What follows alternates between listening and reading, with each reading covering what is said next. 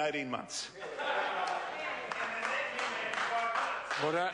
Materia Ture. Thank you, Mr. Speaker. Mr. Speaker, I want to start off my contribution this afternoon by thanking you, Mr. Speaker, for the decision to hold a conscience vote on the Sky City bill tomorrow.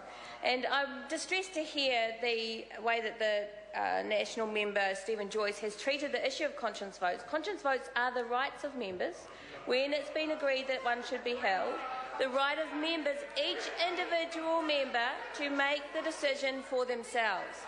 Now, it may well be that most members from a particular party decide to vote the way that their leader believes ought to be voted, because there's lots of reasons why that might be the case. Whether the nature of the vote and the fact of the vote is of less consequence than the right of each individual member to vote according to their conscience. And that is the right that members have when the Speaker makes a decision, as he has done. And this means that Auckland now has the ability to take real action on the Sky City deal as well.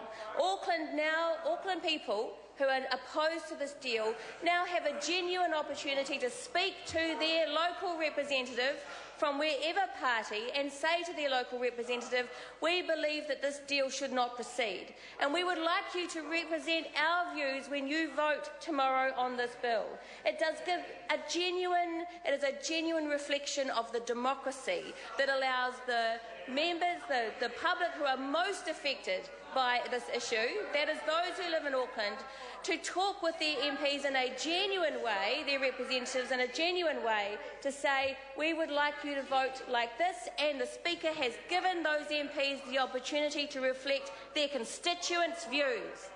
And for that we are very grateful. And we would like to see this continue through the whole process of this bill. Thank you, Mr. Speaker. But actually my contribution today was intended to be not so much on Sky City, but on the issues of gender. Because the National Party, the National Party has such a poor level of representation of women in Parliament. Point of order, Mr. Speaker. Point of order. It is very difficult to continue with a conversation that is being shouted across from one side of me to the other. Order. And would members cease from an interjection, because it is distracting to the member who's speaking. Materia Ture. Thank you, Mr. Speaker.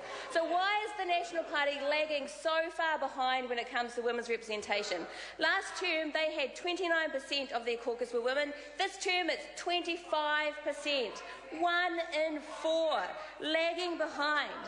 And you know what we heard from the National Party Minister of Women's Affairs, Jo Goodhue? You know what she told Morning Report just this week, on Friday actually, that people should be selected on merit alone, said the Women's Affairs Minister.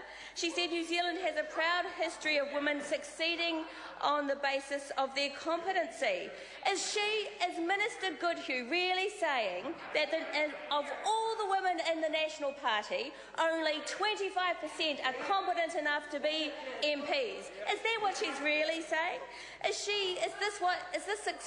Does her attitude explain why it is that the government has this miserable target for the private sector boards of only having 10% of women on private sector boards?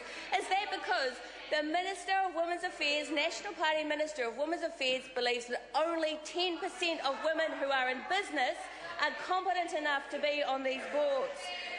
Or in law firms, partners in law firms, an area of particular specialty from my heart, only 16% of women lawyers are partners. Does Jo Goodhue believe that only 16% of the women lawyers are competent to be partners on law firms?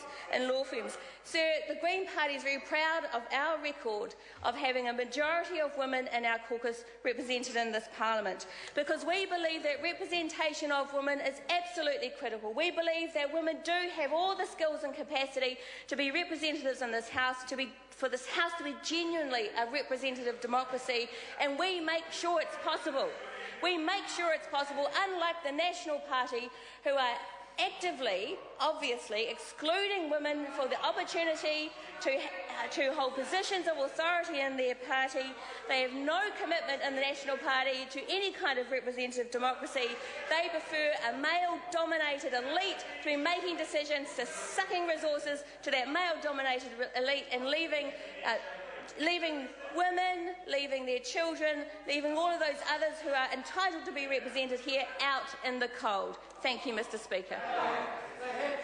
Honourable Judith Collins. Mr. Speaker, what a joy to follow the lecture that we've just received.